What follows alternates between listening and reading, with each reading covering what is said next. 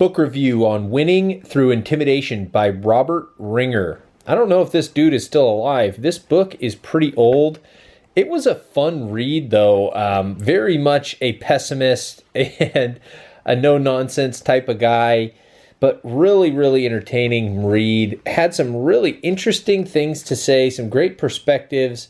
One of the things that he talks about in this book is the frozen ball theory, which is essentially saying that in a trillion years or whatever it was, I can't remember exactly, the sun is going to die, the earth is going to die, and everybody's going to be dead. So what does it matter if you end up calling this person or putting yourself out there or getting a deal done or not? It doesn't matter, because at the end of the day, in a trillion years, no one's going to remember you and the earth will all be dead.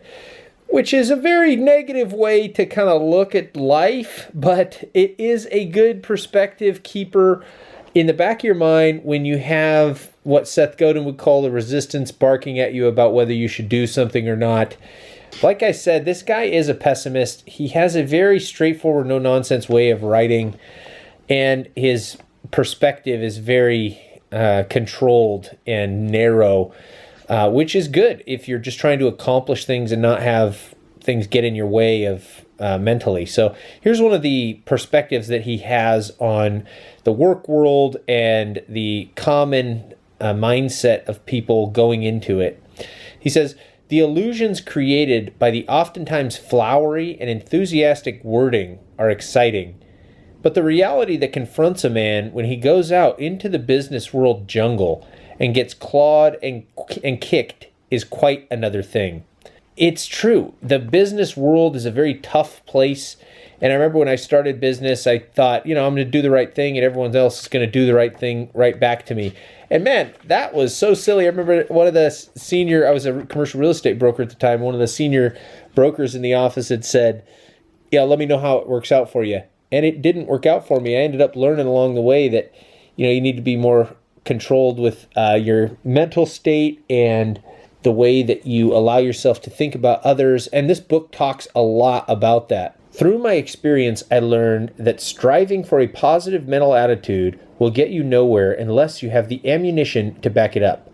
You develop a positive mental attitude by being prepared, by understanding the realities of what it takes to succeed, and by being good at the necessary techniques.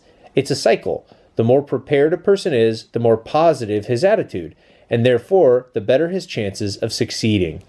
That's right on, man. It's the idea, he's a salesperson, and the idea that you can lose deals all the time and it's very hard, and how do you keep a positive mental attitude it's for him is just about being prepared, understanding all the techniques and things that you need to understand so that you're confident. And once you're confident, then you can go in over and over. The book, he has a lot of theories. One of the theories he has is the theory of sustenance of a positive attitude through the assumption of a negative result.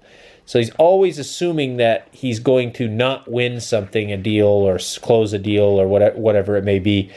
And through that already given loss, he's able to maintain a positive attitude because he's working his hardest. But if he loses something, because there's so many factors out of his control, he's not necessarily heartbroken, or he doesn't lose his positive attitude towards it because he already had written it off as a loss.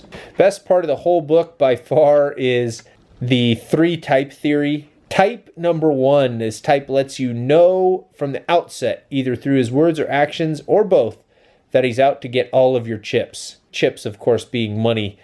Type number 2, this type assures you that he's not interested in getting your chips, and he usually infers that he wants to see you get everything that's coming to you. He then follows through just like type number 1 and attempts to grab all of your chips anyway. And type number 3, this type also assures you that he's not interested in getting any of your chips, but unlike type number 2, he sincerely means it. That, however, is where the difference ends. Due to any one of the number of reasons ranging from his own bungling to his personal standards for rationalizing what's right and wrong, he, like types number 1 and 2, still ends up trying to grab your chips. That is this guy's attitude towards everything in business and life, is all about protecting yourself, being prepared for the situations that can arise and being confident. It's a very old school read. I don't think someone would write a book with this kind of phrasing today in our climate, but it's like a blast from the past here. It was a fun read. He had some great stories in there, really, really entertaining stories. And as always, I love to read stories. So that's a book review on Winning Through Intimidation by Robert Ringer. Old school read. Really recommend it. My name's Bobby Dietz. Thanks for listening to this book review, and we'll see you in the next one.